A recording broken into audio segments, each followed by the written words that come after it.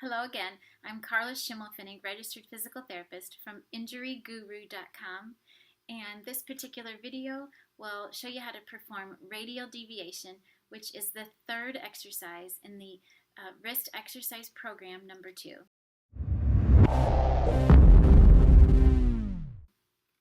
I'm going to show you that first with a dumbbell. I want you to assume that position that I love so much. Your good hand or good arm resting on your knee, your painful side resting on top of that hand. And you can grab the weight toward the end or the middle. It doesn't matter. I tend to tell my patients to hold that weight toward the end because it gives them a little bit more resistance because you're lengthening the lever arm of this particular weight. Right, so this is a shorter lever arm of that weight, and by holding it at the end, you're lengthening the lever arm of that weight, which is making it just feel a tad heavier. Again, depending on the weight that you choose, will determine how many repetitions you perform. I want you to try to perform 3 sets of 12 to 15 repetitions, and that range depends on how tired or fatigued those forearm muscles get.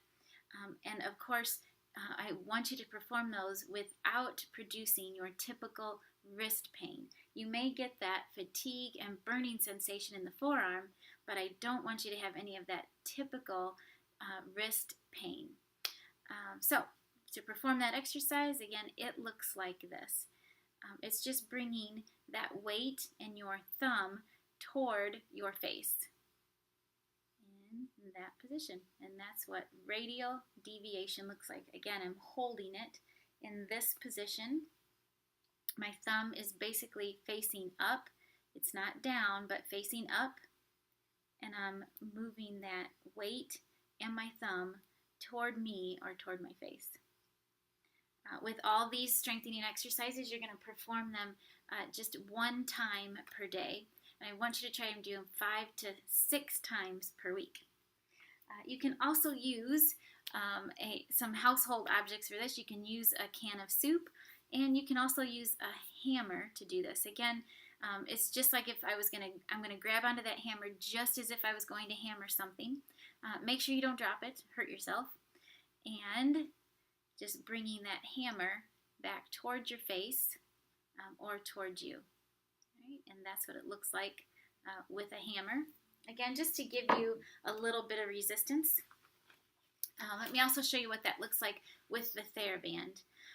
So when you grab the TheraBand, again, just grab onto that TheraBand as if you were just going to pick that TheraBand up. And you want your thumb facing up toward the ceiling. And it looks like this. All right, so you can let that wrist fall back down and then bring that wrist and hand or thumb towards your face or towards you. And that's what it looks like. You can see my elbow is moving a little bit with this one, but you want it to be as stationary as you can. So make sure that that elbow isn't bending and straightening like this every time. You want it to stay as still as you can. Right? And again, same thing with this, 3 sets of 12 to 15 repetitions, depending on the band that you've chosen, will determine how quickly that gets fatigued and how many repetitions you do. You can rest 10 to 15 seconds in between each set and do these 1 time per day, 5 to 6 times a week.